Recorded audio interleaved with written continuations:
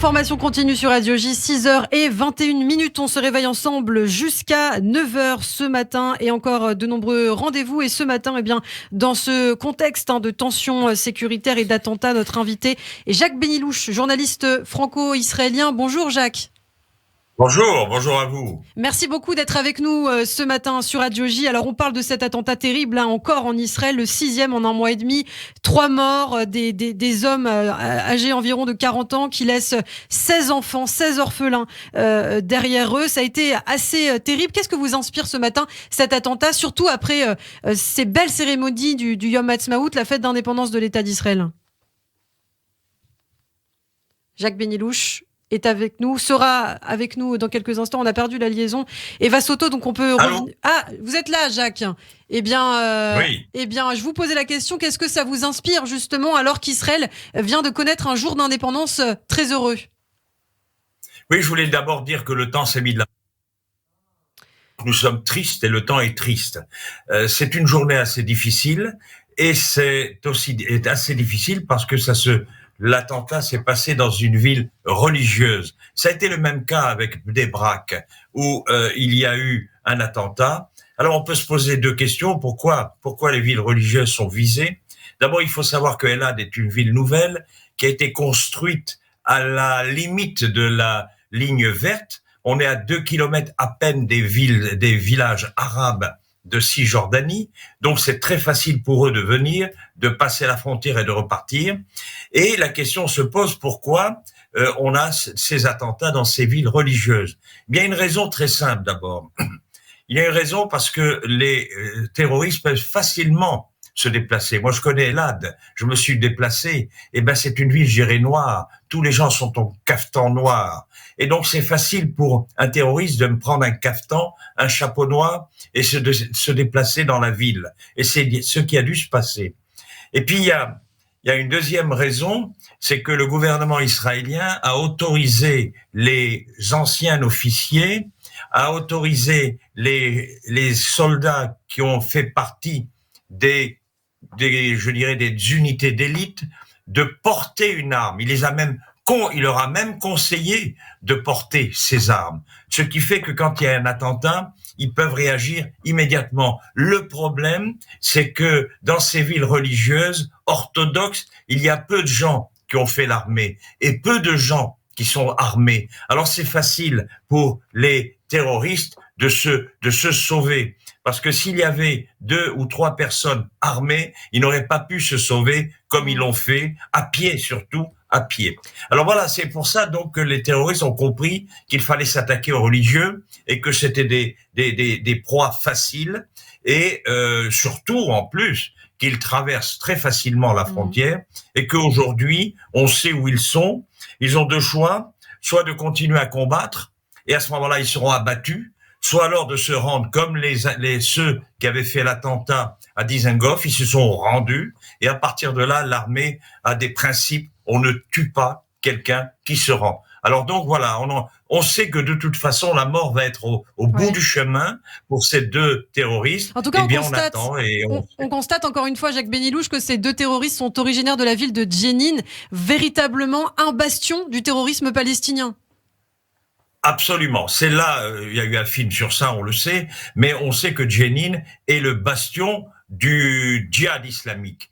Et c'est le bastion du djihad islamique et, je dirais, des terroristes qui sont, disons, encouragés par l'Iran.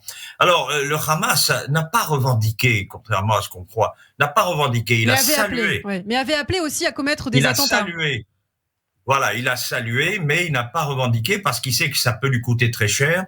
Lui coûter très cher, c'est bloquer ce qu'on sait à l'heure actuelle, c'est bloquer les 10 000 ou 15 000 ouvriers qui passent tous les jours de Gaza vers Israël pour travailler. Donc, il n'a pas intérêt à ce que les troupes, à ce que les ouvriers ne passent pas. Donc, le Hamas est un petit peu réticent. Il faut savoir, moi je pense que ces attentats qui ont lieu, c'est une guerre Fatah-Hamas. C'est beaucoup plus une guerre Fatah-Hamas qu'une guerre contre Israël. Il s'agit pour les terroristes d'attirer l'attention sur le conflit, d'attirer l'attention sur ce qui se passe en Cisjordanie, où la direction palestinienne ne fait strictement rien pour Gaza, n'envoie pas d'argent, et donc c'est un moyen de temps en temps de se rappeler au bon souvenir de l'opinion internationale.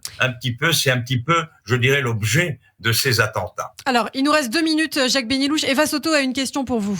Oui, Jacques Benilouche, vous l'avez dit, le Hamas n'a pas revendiqué cet attentat, juste salué. Mais c'est vrai que ce regain d'attentats, ça intervient aussi au moment où Israël, finalement, a desserré la bride autour de Gaza, notamment en laissant rentrer plus de Palestiniens pour travailler en Israël. Est-ce qu'il faut lier ces attentats actuels à cette décision du gouvernement israélien? Je pense que ça changera pas la position du gouvernement israélien. Benny Gantz et Avigdor Lieberman sont convaincus qu'il faut faire quelque chose à Gaza si on veut éviter qu'il y ait des troubles. Il y a 50% de chômage à Gaza.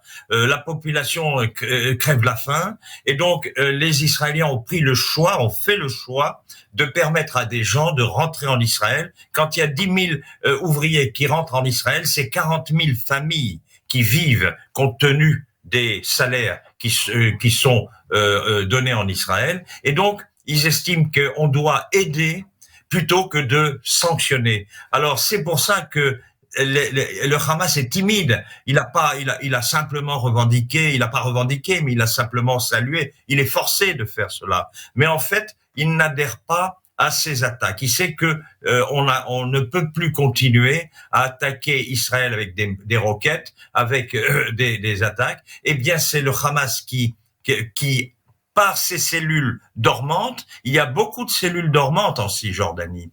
Ces cellules ont pour but d'essayer de faire sauter le pouvoir de Mahmoud Abbas. Et donc, c'est pour ça qu'en fait, c'est l'objectif. L'objectif n'est pas, effectivement, c'est de tuer des Juifs. Mais l'objectif, c'est d'attirer l'attention de l'opinion internationale. Il faut que l'opinion internationale fasse quelque chose à Gaza. Sinon, les troubles vont se répercuter un peu partout. Donc, moi, je pense que le gouvernement ne bougera pas. Le gouvernement ne changera pas sa politique. Il sait que c'est la bonne politique et que petit à petit, il va éloigner la population des terroristes, il va éloigner la population de tous ceux qui créent des troubles. Et nous serons, je pense, un peu plus protégés dans l'avenir, mais on ne peut pas éviter. Il faut que la population, malheureusement, s'arme, et c'est pour ça que je dis qu'il faut qu'il y ait des gens qui soient armés.